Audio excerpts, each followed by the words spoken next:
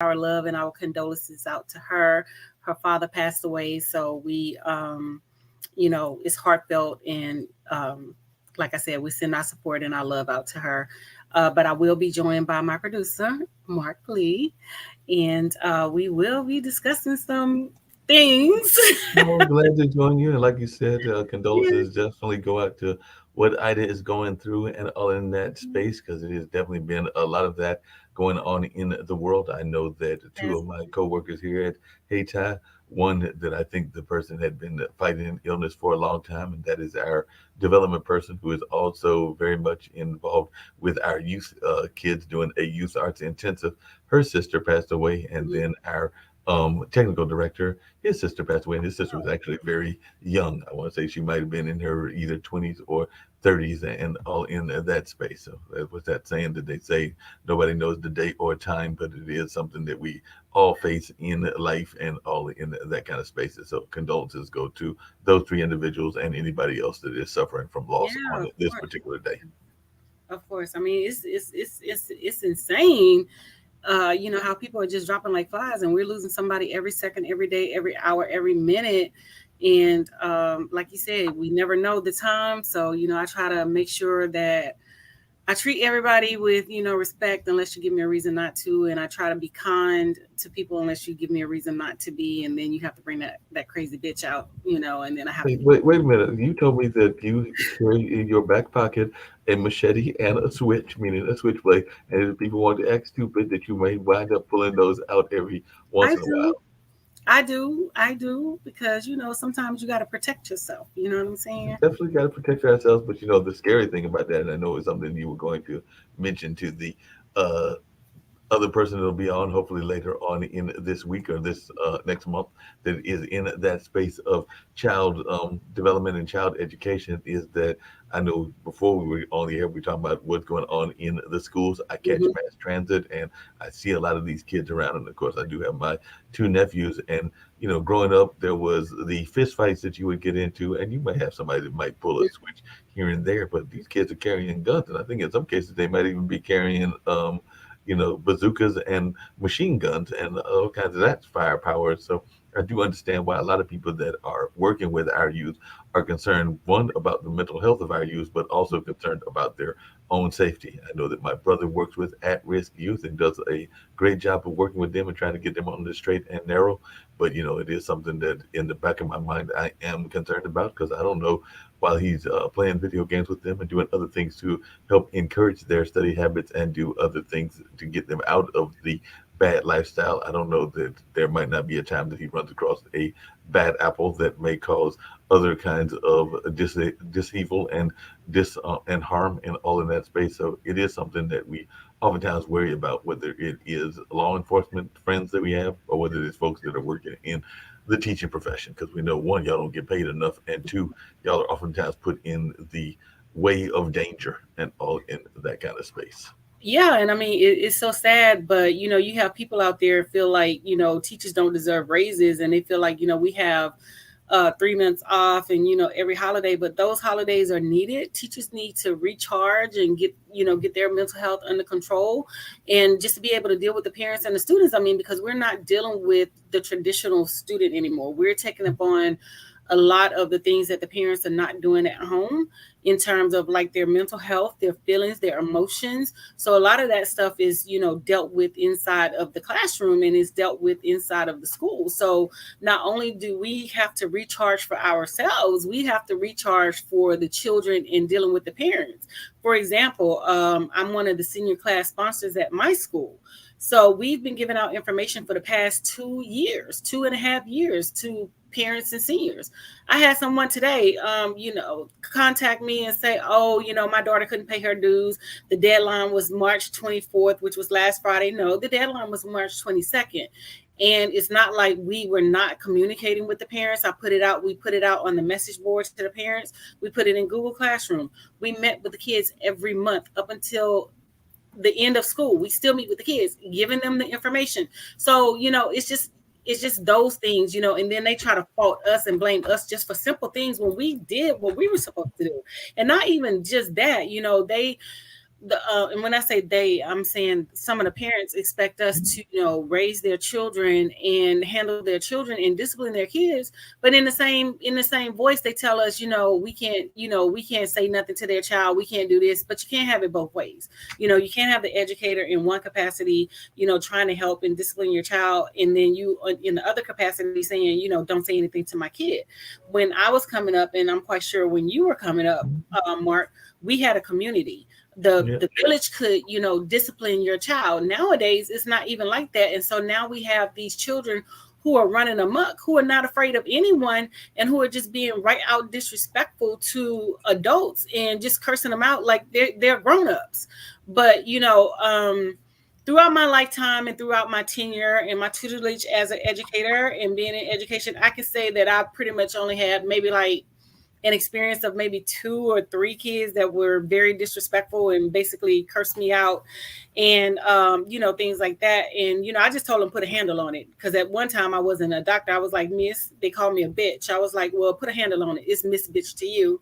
And then when I became a doctor, it was like, they called me a bitch, and I'm like, okay, it's Dr. Bitch to you, put a handle on it. So it's just these things that we're dealing with consistently on a day-to-day basis. And then you have to fight the children, you have to fight the parents, and you have to do all of these things in the same context as prepare to teach. And not only are you teaching, but you're also monitoring and working with 30. I have 35 to 40 different kids per class, and I teach 6 classes, 3 per day. So I'm dealing with all these kids, plus the parents, plus their behaviors, plus their mental health, and all of that. So yes, we do need breaks. We have to have time to recharge. We have to have times to do things.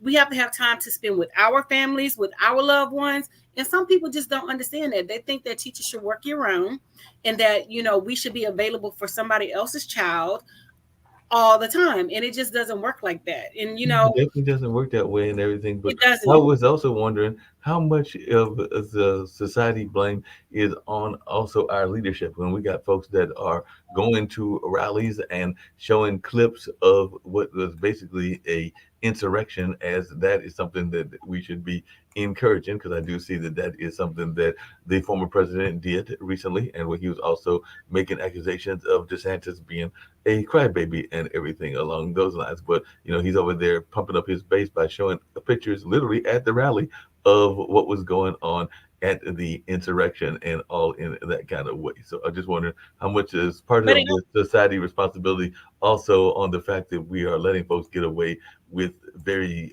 bad acting and very bad being a bad actor. That's the word I was looking for, a bad actor in the theater of life and all in that space. well, I don't think they're getting away with it. I mean, it's just taking time to prosecute them. So I know that pretty much all the people that are here in DC that were charged with a felony charge has been prosecuted and is in the DC jail. I was just reading an article the other day that they were saying that, excuse me, the DC jail was unfit for the people that were in there, and so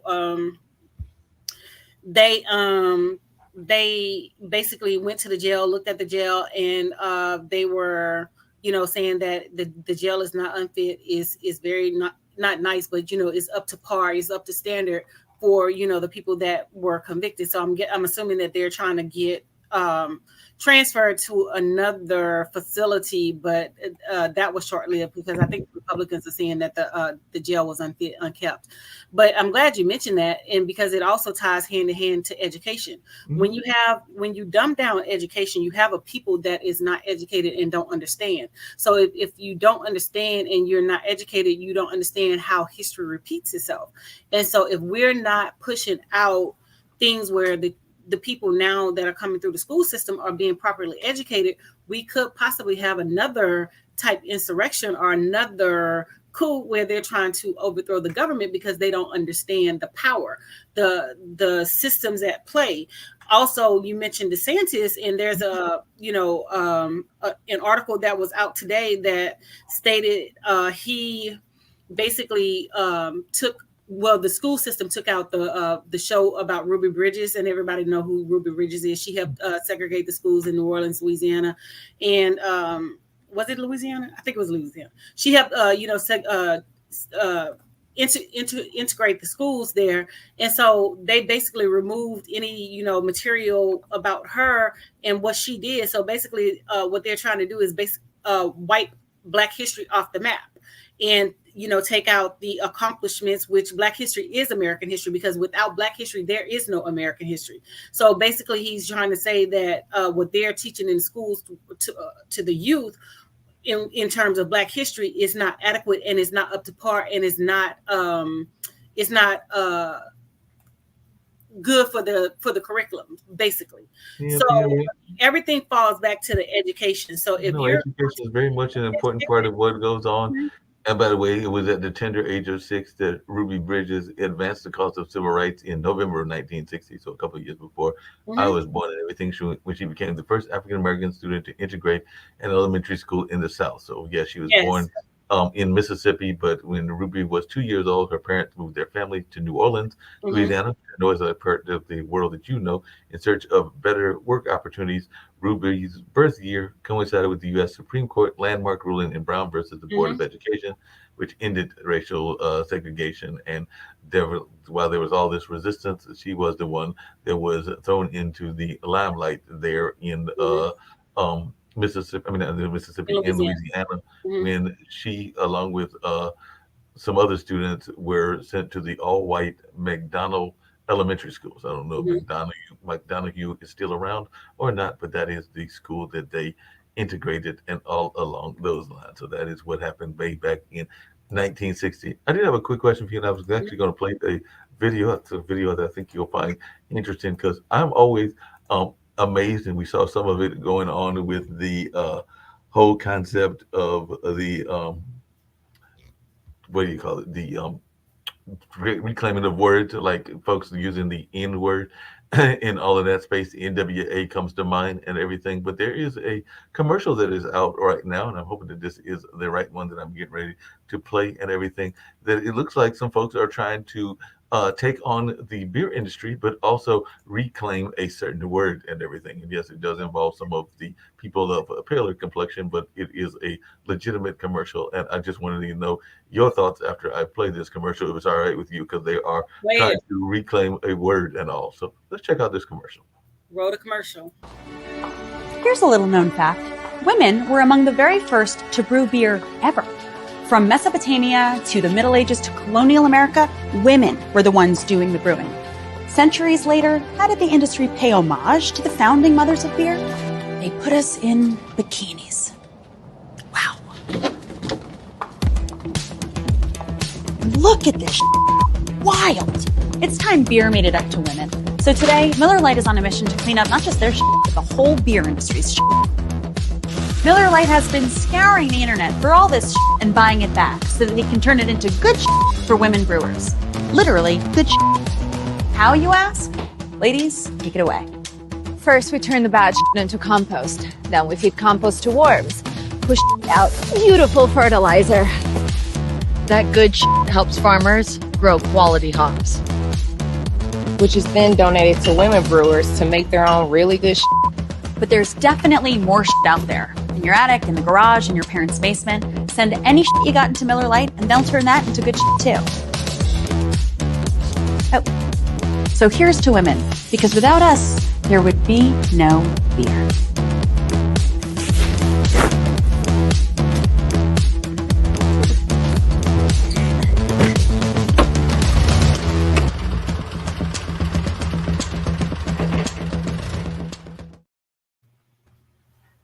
Interesting.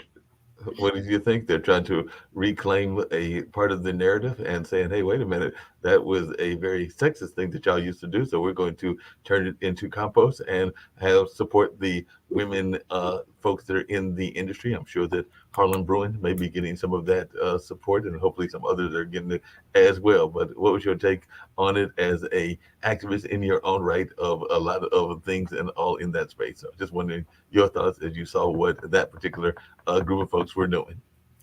Well, I mean, they always try to, take something that we have already done and, reinvent the wheel and try to, stake claim to it or whatever, because Black people has always, as a people, as a culture, as you know, the Black nation has always brewed their own liquor and wine anyway. You know what I'm saying? So this is nothing new. It's just, you know, they're trying to put a spin on it and basically claim something that we have already done and we have already been doing. I remember as a child, my mom used to let me make plum brandy, you know, and I used to ferment plums, and you know, this is something that is taught through the culture and, you know, passed down through generations. So they're not doing anything new. We've been there, done that, and still are doing it, you know. But I had a great uncle who unfortunately yes, passed on, but he used to make some different flavors of wine and everything. I don't know if I ever told you this story, but I've definitely told it to the network before. But there was a young lady that I was at the time courting. Don't know where she disappeared to, if she ever got married or what happened to her, and all in that space. But she was in the creative realm and all in that kind of way. But she came to visit our family, and they were came to visit me in the process. And definitely while they were doing that, they were crocheting and having a good old time crocheting, basically ignoring my family. But when my great uncle brought out the liquor and all in that space, then all of a sudden we went from Dr. Jekyll to Mrs. Hyde and all of that space. Because I remember that she all of a sudden became very friendly and very sociable, and all in that space. And as they were leaving and departing, catching their plane back to Texas, they were like, "Hey, can I get some more of that Lyons Farm?" Because his last name was Lyons and everything. And I'm going like, "Wait a minute, you're treating me like dirt the whole time you're visiting, but you want to get some of that special liquor." Don't know that we necessarily send off a lot of packages to them and all in that space. But you're right, it is very much a part of our culture. And that was just one relative that used to do it. There were others that did it as well. Definitely is part of our culture. I mean, even with the moonshine, you know, we started the brewing of the moonshine because they, you know, back in the history, they would not allow, you know, Black people and slaves who were enslaved to even drink, even eat vanilla ice cream, and a long line of, you know, a host of other things. And we create a whole industry that they're trying to take away from us. Then we create a whole industry that but you know, and that's the thing, we're so innovative, intuitive, and you know, just have the natural know-how just to do things. Without us, there would be no them. They would still be in cave, you know, eating unseasoned food, you know, mayonnaise on everything. They definitely be doing that. But Dr. Anthony, that's what I'm talking about. What is one of the main sports that rednecks love? I'm not saying that they're the only ones that love it, but it's definitely very popular in the redneck circle and everything. But it's something that you just brought up. It was gun runners. A lot of them are not gun runners, but liquor runners. And a lot of them were of minority descent, whether they were Native or African Americans, that created that whole liquor running culture. And from that liquor running culture came NASCAR. And there are not enough of us that are actually owning those NASCAR cars right now. We've been kind of put out of that industry for a while. There's another industry that I have said I would like to attend one of their premier races, and I've been saying that for decades now, and I haven't got around to going to Louisville. But you know, the early stages of the horse racing industry was also very much of our industry as well. But you know, we did it all. Huh? Hockey, that country music. We started country music. We started it all. But see, they have adapted it, and they think that white people have, you know, done all these things. But you know, yet it was us. We did it, you know. But they don't want to, you know, give us our accolades and put that stamp on it. But yeah, we did all that, you know. So it's not like we are looking to them for, you know, validation and things like that, because we don't need their validation. And honestly, we don't want their validation, you know. And that brings up another topic of Angela Bassett when she didn't win the Oscar and Jamie Lee Curtis won. It just goes to show you how mediocre they are, but they give those prizes to them. And you know, not taking anything away from Jamie Lee Curtis. She's good, but she's no Angela Bassett. Angela Bassett is Angela Bassett, and you know, if you've seen her in anything, she is going to play the part and be the role and, you know, do what she has to do. So I feel like she was robbed, but at the same time, why are we even going into these white spaces expecting validation and expecting, you know, homage for, you know, what we're doing? We need to create our own. And that goes back to, you know, when they were trying to integrate schools. When they were fighting for the equal rights of, you know, education, they wanted the school system to give the children in the Black community the same thing that they were giving the children in the white community. But see, the children in the Black community, they would upgrade upgrade the white children with new things, and they got the hand-me-downs from the white children. So they figured, if we just integrate the schools, it would be cheaper. It would be cheaper than segregation, and we just uplifting and doing what we need to do or whatever. But when Dr. King realized that, he walked his people into the lion's den, he basically stated it, you know what I'm saying?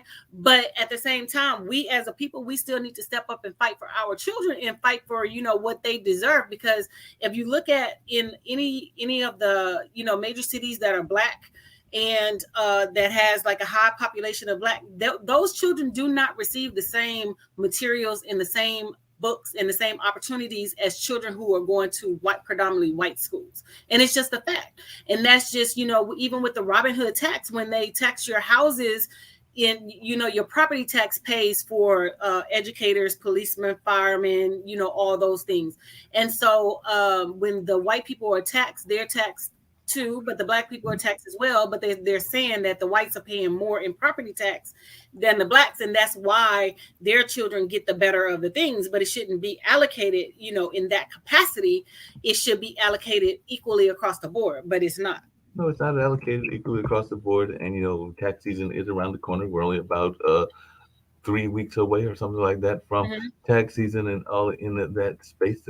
People will be trying to get their extensions. And I do know a lot of people have been concerned about the major bailout that looks like it's taken apart for a major industry. But I just wondering your thoughts around that, because a lot of people are looking at Credit Suisse and that bank that's in California, and a number of other banks that look like they will be getting rescued when they are sending all kinds of money to rescue them. And of course, we're sending all kinds of money to Ukraine to rescue them when we've got issues in our own community. But I just wanted your take on this bank rescue. And is that something that we need to be concerned about and doing as a country here, rescuing these banks that apparently made some bad decisions, and that is why they are failing? But I just wanted your thoughts as to this bank rescue that apparently we're getting ready to do, just like we rescued the car industry and a number of other industries as well. Well, the thing about that is I have a major problem with it, because my Black tax dollars that I pay every year is going towards that. But you cannot support my Black tax dollars cannot support another Black individual who needs their student loans erased.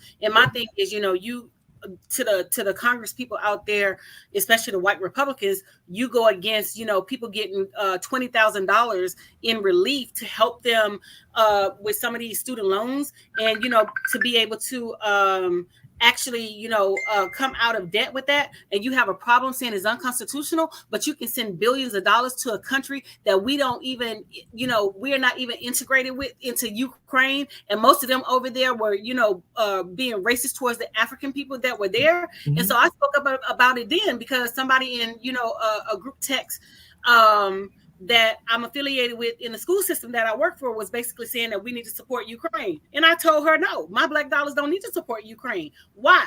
For what? No, it doesn't. It needs to support, things that we have here in our nation. And then to say that, they're going to spend billions and billions of dollars to bail out these banks, that's just asinine to me, because they keep doing the same thing over and over, and they know that these Republicans are going to bail them out. You know what I'm saying? But you have a problem with bailing out the people that are basically putting the brunt in on the taxes, which is the middle class. And you have a problem with bailing them out. So I definitely have a problem with that. And if people don't understand that, then, they don't understand how this tax stuff is, being allocated, and how it's just basically playing on the middle class system, because the middle class people like myself, you, and others, we are the ones that are taking the hit, not everybody else, because we didn't get no relief when they were giving out money for COVID and stimulus and things like that. They gave people who made way less than us the relief to help them in some sort of way, which I'm okay with that. But at the same time, you need to stop basically taken away from the middle class people and started supporting them as well, because we are holding the economy together, and we are basically supporting everything. And without us supporting anything, the economy would definitely collapse. So yes, I do have a major problem with my Black tax dollars going over to Ukraine, and my Black tax dollars supporting a bank in Silicon Valley. Yes, I do have a problem with that, because guess what? They are not hiring my people, which are Black people and minority people, people to work in these spaces to even, make a dent in the employment population of these situations. So yes, I have a major problem with them taking my black dollars, my black tax dollars, and supporting any of that. And it doesn't mean that I don't have sympathy for the people in Ukraine. Yes, I do have sympathy for the people in Ukraine, but I just don't feel like my money needs to go over there and support you. Other people that are in NATO need to step up. Other countries in NATO, they need to step up, and they need to put money out there, not just depend on the United States, because as you said, Mark, we have a lot of things that we have to take care of right here at home that we're not addressing right here at home. So yes, I do have a major problem with them giving my black tax dollars to Ukraine and giving my black tax dollars to a bank in Silicon Valley when black people can't even. And the thing about it is, when you won't even give a black people a loan to even start a business, you have a problem with giving black people, home loans. And then when you do give black people home loans, you jack their rates up so high to try to make them lose and default on their loans, but they still coming through and not defaulting on their loans. So yes, I do have a problem with my black tax dollars. No, that makes a lot of sense. I do have another question because Yes. The NCAA is going on. There are some underdog schools that are definitely making some noise, including San Diego. I think it's San Diego State, the Aztecs, and definitely the one from Florida Atlantic down there in Boca Raton, which is a very rich area and all in that space. But there are now a bunch of players that are going to enter the transfer portal. That means that they are going to enter the right to leave one school and go to another school. That's what they call the transfer portal and all of those along those lines. And I was watching a video, I think it was from a couple of years ago, where Colin Kaepernick was making a parallel between the combines and what football players go through and slavery, because he was showing, and actually there's a video showing the athletes and what they do and all in that space. So I just wondered, what is your thoughts when you are watching our professional athletes? And then in some ways it does look like they're going through something that is very similar to the whole slavery aspect of what happened centuries ago. I mean, I stated this some years ago that it's like slavery. The only difference is you're being paid, millions of dollars, but it's still you're still being on the chopping block. You're still, they're looking at your teeth. They're taking blood tests. They're doing, all these type of tests on you to make sure that the money that they're investing in you, that you're okay with it. Because it was some years ago, one of the young men that was supposed to be drafted in the NBA, he was one of the high round draft picks or whatever. So when he got to the place where they were testing him, he found out that he had a heart condition, and they couldn't allow him to go into the NBA. So it's still the same thing. It's about them investing their money. So it's you're just on a different caliber and a different scale, but it's still the same thing, because they don't want you to have an opinion. They don't want you to say anything. Look at how the pushback came with Kyrie Irving. Look at how the pushback came with, LeBron James when he made the statement about Jerry Jones and him being in the picture. So, it's still, in a sense, it's still, slave mentality and the same things that they utilized in the slave trade. When they brought them, the enslaved people here, they're still doing it when it comes to professional athletes. So yes, it's just a higher paid slavery, and I do concur and I agree with him on that. Yeah, that's what he did. He did a whole video about it, and definitely some folks are. One of the things I've been hearing folks say is what can happen in the sense of our wealthy folks doing more in the community. Because I was having a conversation with a friend of mine who is definitely pro reparations, but she was wondering where are the Oprahs and the Michael Jordans and others when. Wondering where they are when it comes to actually doing good for the community, because we do know we have a number of teachers and lawyers and definitely the athletes that are making plenty of money. So she was asking, why won't they pool their resources and create their own studios or their own teams or their own this or that? Well, the thing about it is it's not that simple, so they have it fixed where if, for example, in the NFL, if a black person wants to buy a team, all the other owners got to agree that black person can buy a team. So it's not just to say that, we want to go and buy an NFL team, because that's not it. They have to be willing to agree to allow you to buy a team. So they're purposely not allowing black people to, purchase those teams. So my thing with that is, I've said this for years. We need to start our own leagues, and we need to start, petitioning and going to cities that has like black mayors or Democratic mayors and things like that or whatever, without the large stadiums, and we put our own stadiums and we put our own basketball facilities in those particular cities, and that's where we target, like the Michigan, maybe the Baltimore, DC, that's predominantly black, where we know that we can get this stuff passed or whatever. We need to create our own and stop relying on them to do anything when it comes to the black community, because how many times have we heard it? Yeah, I'm almost 49. I'll be 49 in May. So I mean, like, come on. It's still the same old rhetoric. It's still the same old hoopla. So it's just time that we step up and we start doing things for our own self. If we want Oscars, we need to create a black Oscars. So, even when it came with the Grammys, we need to create the black Grammys. So we don't have to, seek them for validation. We can have our own and our own award shows and support and put our own people on a pedestal and give them the accolades that they are rightly deserved. But there are some people that would argue that we've already doing that, and that's really what was created when the Negro League was created, and a number of other leagues in that space. And it sounds like you're saying that we need to go back to that and all in that kind of way. So that would be interesting to see if that is something that we need to look at. I mean, because I think it can happen. We have people that are doing the Black Wall Street. So not only with the Black Wall Street, we need to create, our own when it comes to, our leagues and things like that. Because we see how our athletes are being treated. We see when they stand up for justice for our people, how they're being treated. Look at Kyrie Irving, for example. All he did was share a video, and they want to say that he's a Jew hater. He's anti-Semitic. He's this, he's that. And like I said, at the end of the day, I'm black and I'm a black woman, and I'm a forever support black issues, black businesses. You don't come before me.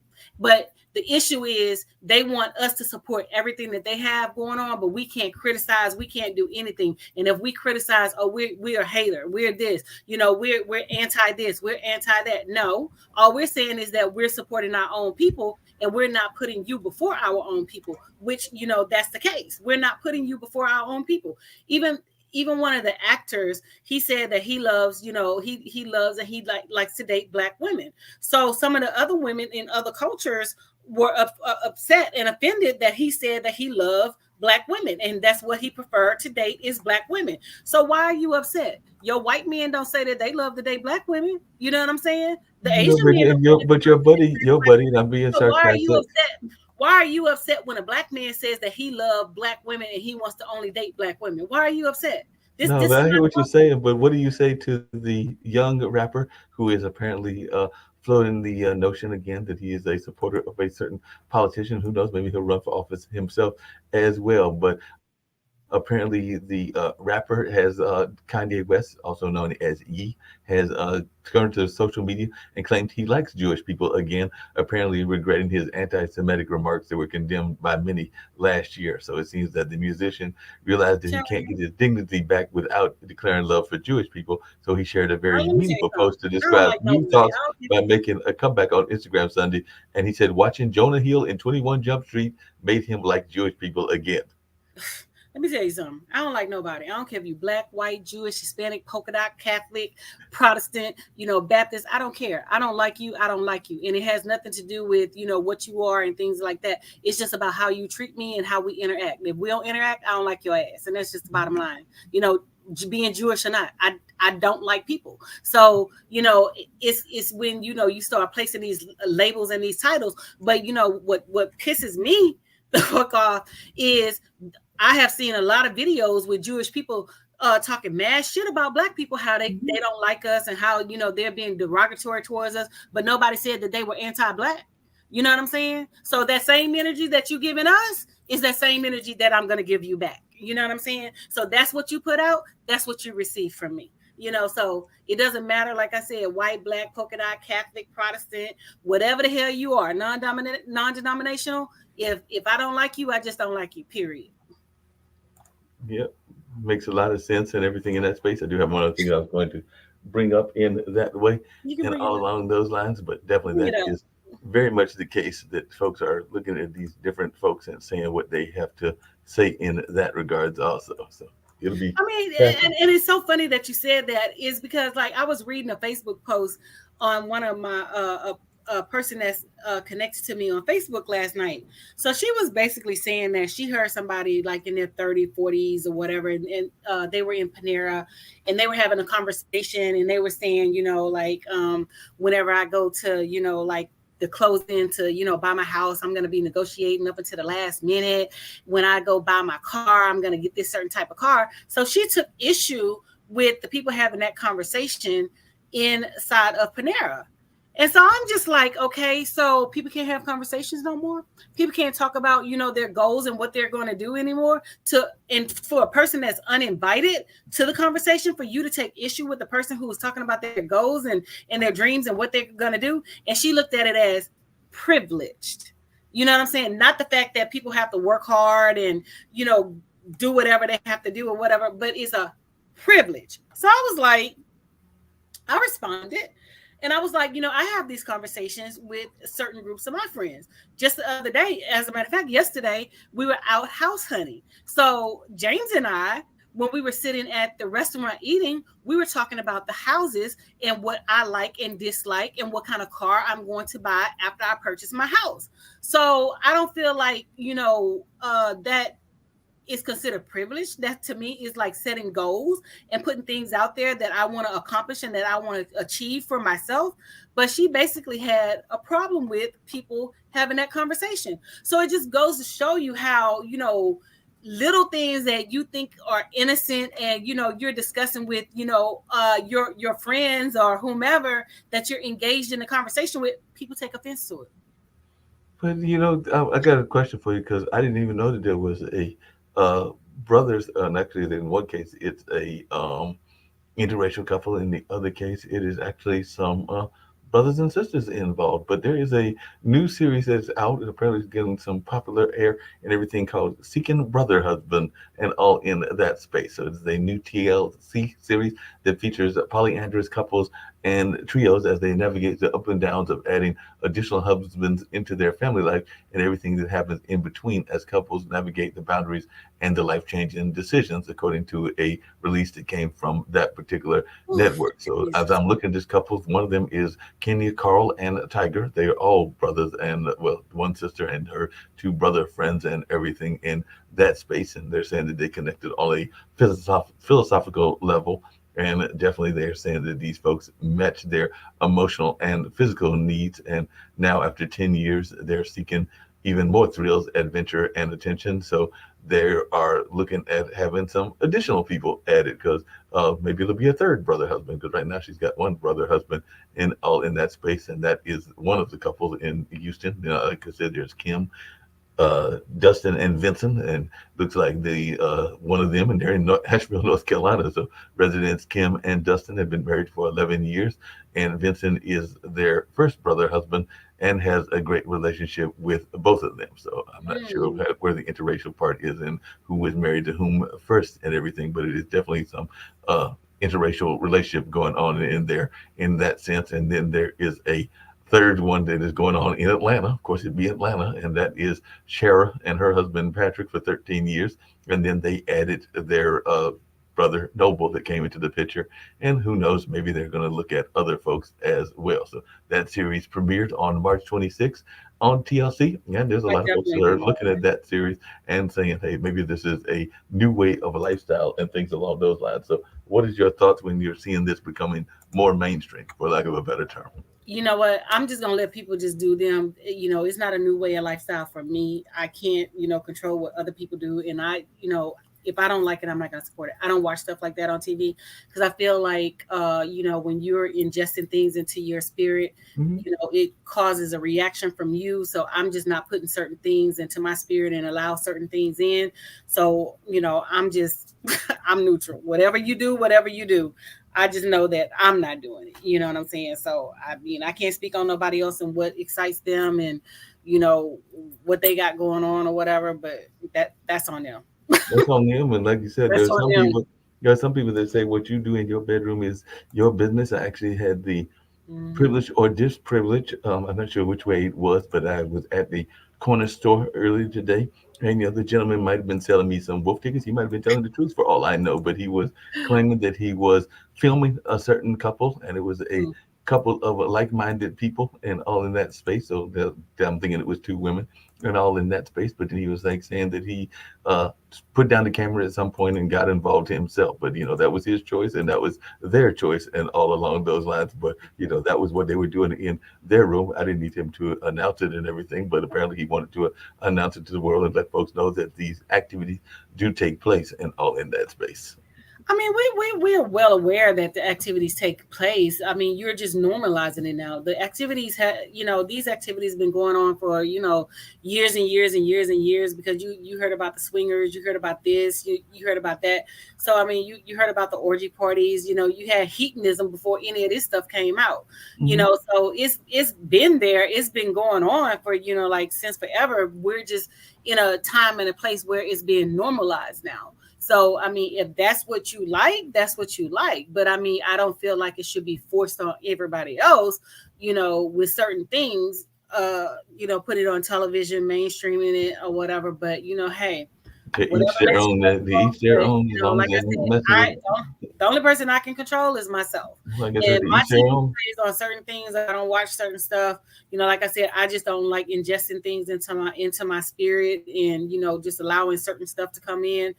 I just don't do that. No, that makes a lot of sense. And along those same lines, there are people that are making claims about their ethnicity. One of those people is getting ready to declare to run again. And some people are saying that she is fully invested in the Native American culture. Others are saying that she barely has a drop of Native American blood in her, if any at all. But the Republicans did tease her and used to call her Pocahontas and all in that space. But what is your own read on the liberal politics of Elizabeth Warren and her claim to have some Native American ancestry, and that is something that she is proud of, and along those lines?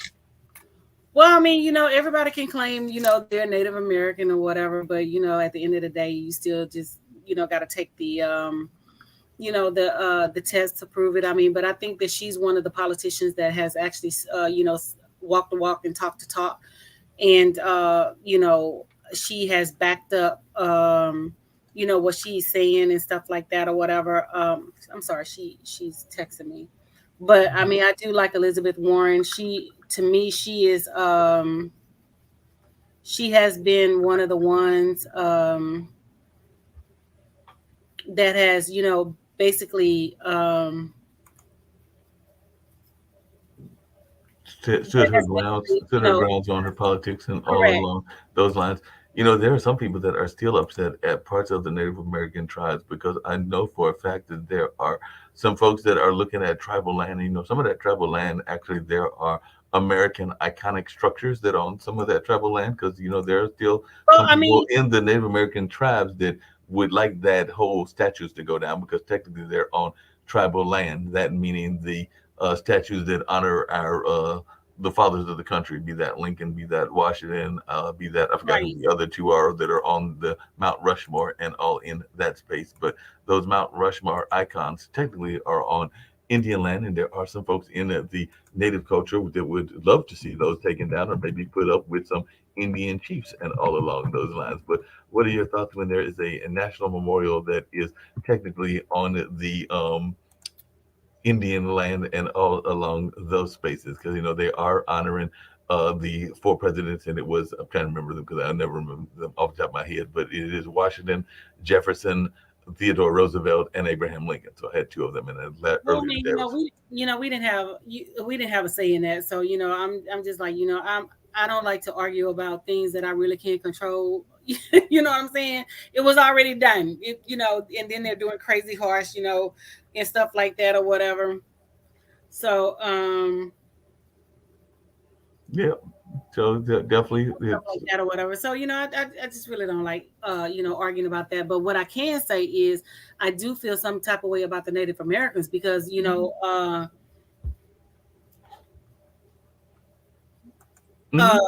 I'm sorry, I said I do feel some type of way about the Native Americans, because the Native Americans, up until when they got the money, they would allow Black people to participate in the Native American who were also Black. They would allow them to participate in their rituals and ceremonies and things like that.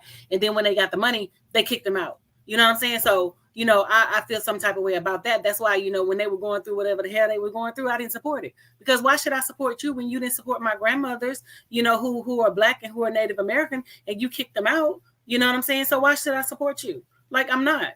Like, seriously, make it make sense. Honestly. Make it make sense.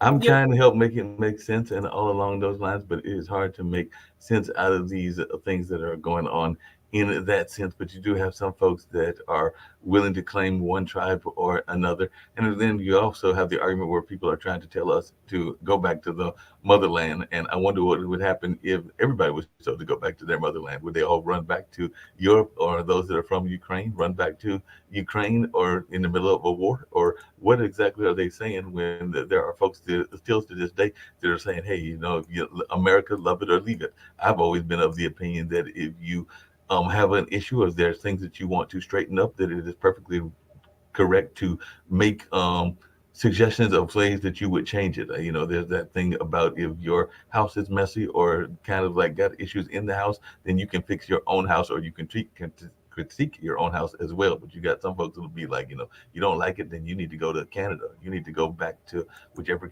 African country they feel that you are from. But I have always been of the opinion that while America may be one of the greatest nations in the world, it does not mean that it is without fault. And that if there is fault, that we can make efforts to make changes within those faults to improve it. I mean, we've got what you're in education. Don't we have one of the worst education systems in the sense of the way we rate according to other nations around the world and all in that space, because we don't give enough support to our teachers, and some of the things that we are advocating are not the core values that you need. How much are we teaching financial literacy, and how much are we teaching even basic home economics? I mean, it's being taught. The question is, were you in class, and were you present when it was being taught? Right. I mean, just for example, I'm gonna use my class for example. So I teach foundations of technology and engineering. So for the whole semester, we've been working on structures. So at the end of this advisory, they have to build their bridges. But before that, we had to do prerequisites in order for them to understand what a trust is, what, you know, the terminology is, what, you know, the materials that they're going to be using to simulate and things like that.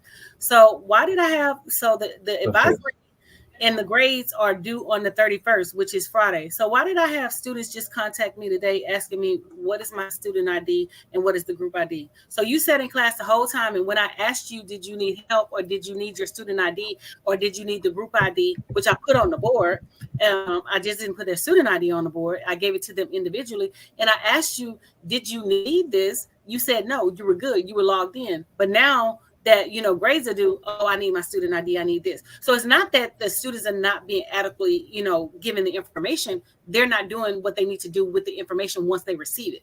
They're not paying attention. They're on their cell phones. They're doing God knows what. The parents call them during class. And I witness this all the time. The parents call them during class. So there's no value and there's no respect for educators, and there's no value and respect for education. So they feel that, it's, you know, everything has to be given to them. And it just doesn't work like that. And then when, you know, a child fails, oh, it's the teacher's fault. The teacher didn't do this. The teacher didn't do that. It's not my fault. I showed up every day. I did what I was supposed to do. It's you and your child's fault. You outnumber me 2/3 to 1/3. You know, I'm just 1/3 of that equation. Y'all are 2/3. I can't go home with your child to make sure that your child read and do their homework. I can't go home with your child to make sure that your child is doing what they need to do, is, you know, and even in class, when I'm asking your child if you are okay, if you understand, the answer I'm getting is yes. But then at the same time, you are not okay. So you're not asking questions. You're not communicating with me. You're not doing any of the things that you need to do. But yet and still, you're faulting me for your lack of willingness, your lack of, you know, aptitude, your lack of grit, your lack of, you know, encouragement. You're faulting me because you didn't do what I asked you to do. So it's not my fault, because we show up all the time ready, willing, and prepared to help you and get your child through. So at some point, the accountability has to be placed back on the child and the parent. It can't always fall on the teacher. Yes, we play a role in it, but we are not that grand role, the one that leads the way. It has to, you know, it has to be on the parents and the students, honestly. And then you can't compare apples to oranges anyway, because our school system is totally different from the school system abroad. If you take the school system in China, the children are not even allowed to disrespect their teachers. So these children over here are allowed to disrespect, curse out, say whatever, and then they're right back in class. So they have no respect for their adult educators, and they're not listening to what the adults are saying. Half of the children are walking around the halls and not receiving that seat instruction, because you have to be in your seat a certain amount of hours for you to get that instruction, and they're just not doing that. So it's not the children, it's the parents and the people that are in charge who are making the rules that don't enforce the rules and hold the children accountable. I mean, we have social psychologists that have stated this for some time, that the parents are scared of the administrators, the administrators are scared of the superintendent is scared of the board, and the children walking around doing this, and they're not scared of anybody.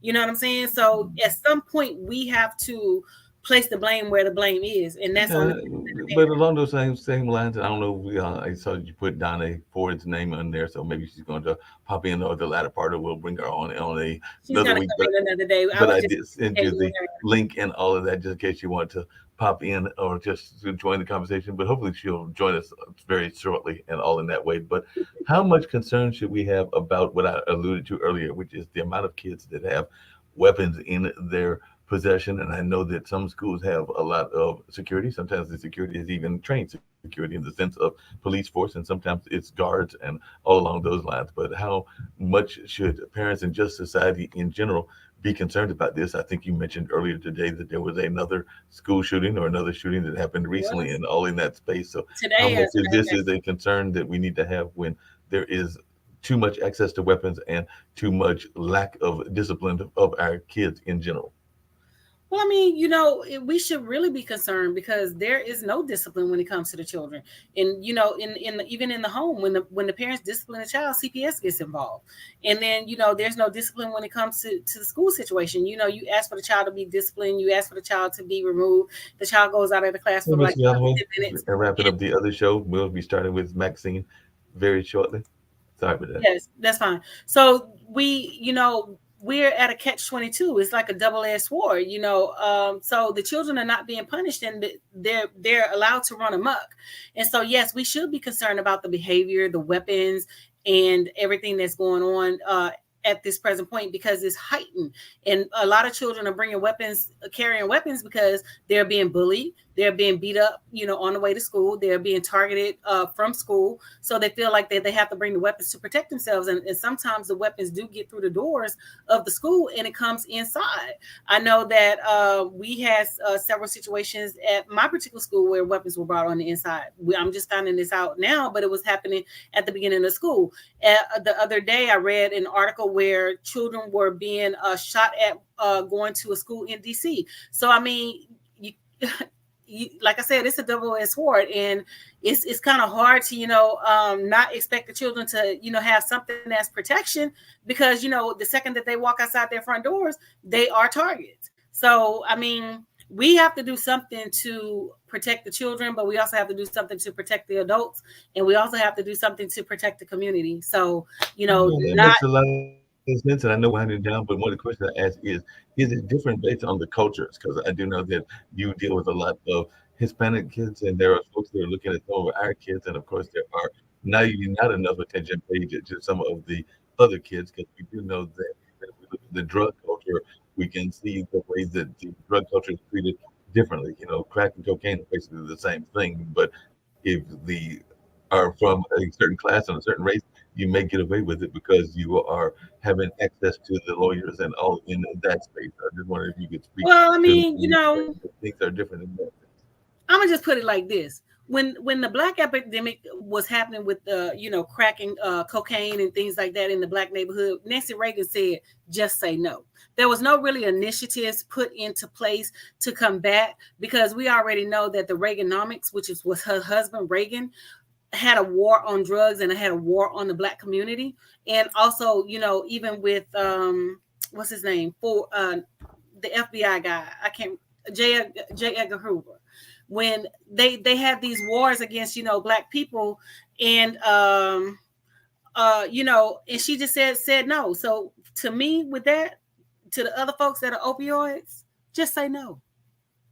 You know, that's what she told us. Just say no. You know what I'm saying? So, you know, when I say stuff like that, they were like, you know, oh, that sounds so far-fetched. That's so asinine. No, that's what she told us. So guess what? I'm giving that same message back out. Just say no.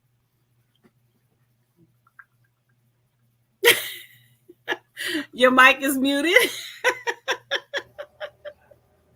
I was actually multitasking as I oftentimes do, but definitely it'll be interesting to see what happens and all in that space, but it'll be fascinating and all in that kind of way. But definitely looking forward to some great conversations, and hopefully we're going to have the educators on tomorrow. And Ida will be sharing with us her experience of losing her dad, and our sympathies definitely go out to her and anybody else that has lost loved ones, as we mentioned earlier, and all in that way. But I think we had another vibrant conversation. Even dealt with Kanye and folks. I did hear that Rock might be deciding to run for president, and he's also going to start charging folks for that social media stuff and all in that space. Oh God, nobody's going to pay for that. You know what I'm saying? Nobody's going to pay for that. Social media is going to come to head because nobody's going to pay for it. I know I'm not paying for it, so they can count me out if they ever charge anything. I'm not using it. So I want to thank everybody for tuning in to another great episode of the All Around. Thank you, Mark, for the great conversation. You know, I love conversing with you and Ida, and hopefully Ida will be back next week. And Dr. Ford says she would join us later in the summer when her workload with her students are lessened, and we can get her so we can have her full attention. So make sure you click like and share on YouTube and Facebook so we can get those views up there, and make sure you continue to watch us on www.podtv.tv. And this has been another great episode with Dr. Anthony, your gracious host, and I will see you next Monday. Deuces.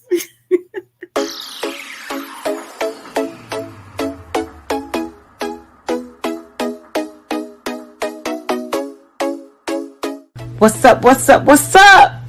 Welcome to the All Around. I'm your gracious host, Dr. Anthony. Please tune in on Mondays at 6 p.m. for your entertainment purposes. We will hit current topics, old topics, and everything else in between. Be there or be square. Deuces, my loves.